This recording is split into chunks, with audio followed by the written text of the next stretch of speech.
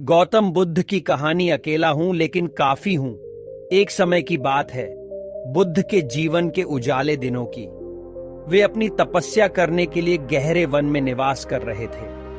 अपनी यात्राओं में उन्होंने कई बार ब्राह्मणों, योगियों और तपस्वियों को देखा, परंतु उन्हें अकेलापन की अनुभूति थी। वे सोचते थे कि क्या वास्तव में किसी को अकेलापन से मुक्ति मिल सकती।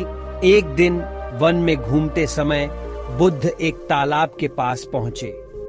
तालाब का पानी सुंदर था और उसकी सतह पर बहुत सारे कीट पतंग उड़ रहे थे। बुद्ध उस तालाब के किनारे बैठ गए और समय बिताने लगे।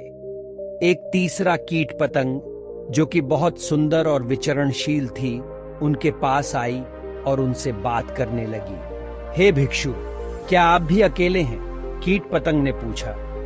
बुद्ध ने मुस्कान देते हुए कहा, हाँ, मैं वास्तव में अकेला हूं। कीट पतंग आश्चर्यचकित हो गई और बोली, परंतु आप तो इतने लोगों के बीच बसे हुए हैं। इस वन में कई तपस्वियों और शिष्यों के दरबार हैं, तो आपका कैसे कहना हो सकता है कि आप अकेले हैं?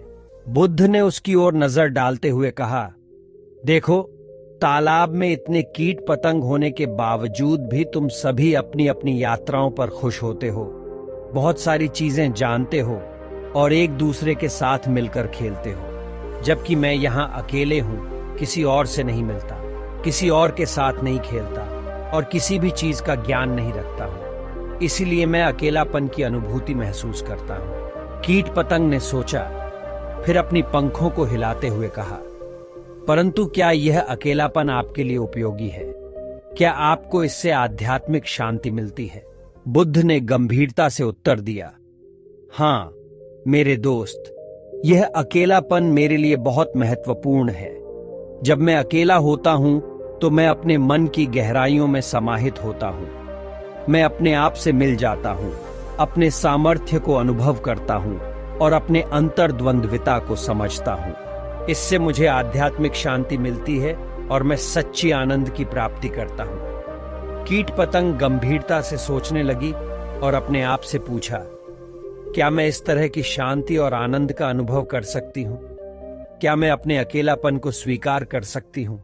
बुद्ध ने प्रेम पूर्वक कहा, तब तक जब तक तुम अपने अंतरंग यात्री को खोजने और अपने मन की सुनने के लिए अकेले होने को तत्पर नहीं होती हो, तुम शांति और आनंद का अनुभव नहीं कर पाओगी। जब तुम खुद को प्रेम से गोदने और स्वीकार करने के लिए तत्पर हो जाओगी, तब तुम्हें यह अनुभव मिलेगा। कीट पतंग ने अपनी आंखें चमकाते हुए कहा, भिक्षु, मुझे आशा है कि मैं भी एक दिन इस अनुभव को प्राप्त कर पाऊंगी। आपके बातों ने मेरी आंतरिक जगह को छू लिया है।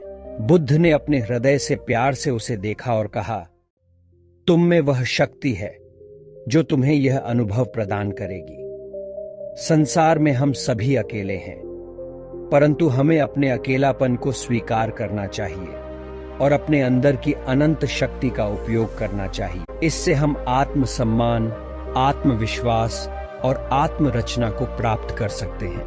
कीट पतंग ने धन्यवाद कहकर पंखों को फड़फड़ाते हुए कहा, धन्यवाद भिक्षु, आपने मेरे आंतरिक सच्चाई को प्रकट करने में मेरी सहायता की।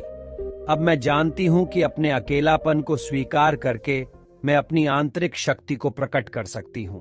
इस बातचीत ने बुद्ध को गहरी खुशी महसूस कराई और उन्होंने कीट पतंग को धन्यवाद दिया।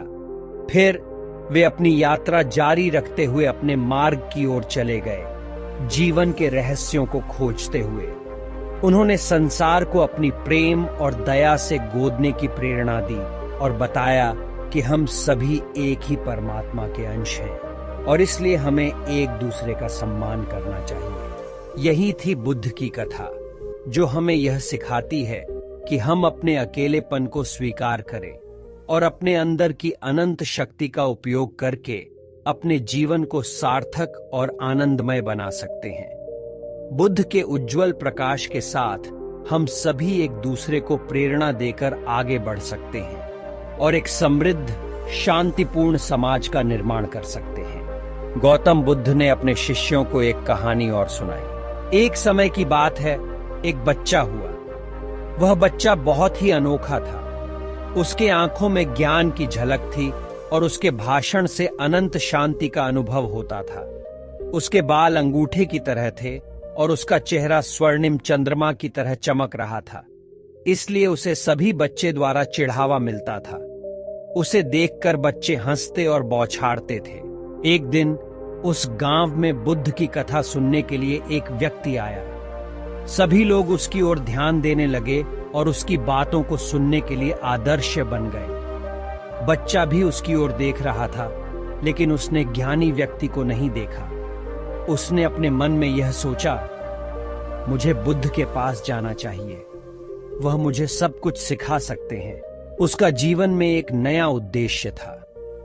वह जानने के लिए उत्साहित हो गया कि वह कैसे बुद्ध के पास पहुंच सके।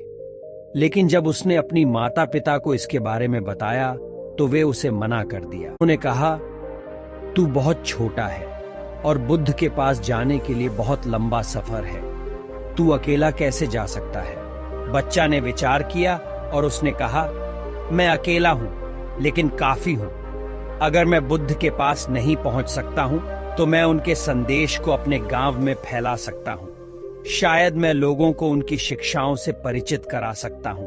उसने एक छोटे से झोले में अपने अनुभव और ज्ञान के पुस्तकें रखीं और गांव के बाहर निकल पड़ा। उसने दूसरे गांवों में ज्ञान को बांटना शुरू किया। लोगों ने उसकी बातों को सुना, देखा और महसूस किया।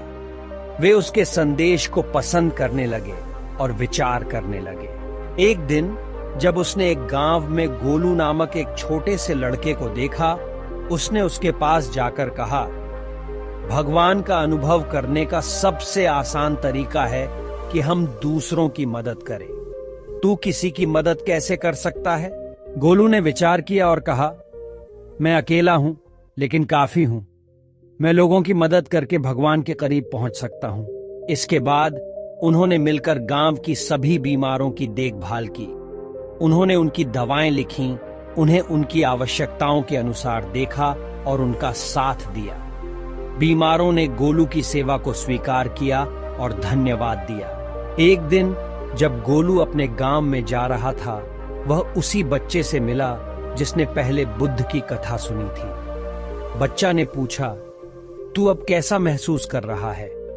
गोलू मुस्कान देते हुए बोला, मैं खुश हूं। मैंने लोगों की मदद की है और उनका ख्याल रखा है। अब मुझे वह महसूस हो रहा है जो शायद मैं बुद्ध के पास जाकर प्राप्त नहीं कर सकता था। बच्चा अपनी आंखों में आंसू लिए हुए बोला, तू सही कह रहा है गोलू, तू अकेला है लेकिन काफी है। तूने वह कर दिखाया है जो बहुत से लोग एक साथ होकर भी नहीं कर पाते। गोलू ने मुद्राएं जोड़ी और कहा, हाँ बच्चा, हमें अकेले होने की चिंता नहीं करनी चाहिए। हम अपने अंदर वह अनंत शक्ति रखते हैं जो हमें सबसे ऊंचा उठने की शक्ति देती है। हमें सिर्फ अपने संदेश को अपने आसपास के लोगों के साथ बांटने की आवश्यकता है और हमें यह यकीन रखना चाहिए कि हमारी छोटी सी कोशिशें बड़े परिवर्तनों को ला सकती हैं। इस कहानी से हमें यह सीख मिलती है कि हमें खुद को कमजोर महसूस करने की जरूरत नहीं है। जब हम एकल या अकेले होते हैं तो हमारे अंदर गहराई से छुपी हुई शक्ति को जानने का मौका मिलता है और हम अपने संदेश को दूसरों के साथ बांटकर बड़ा परिवर्तन ला सकते हैं।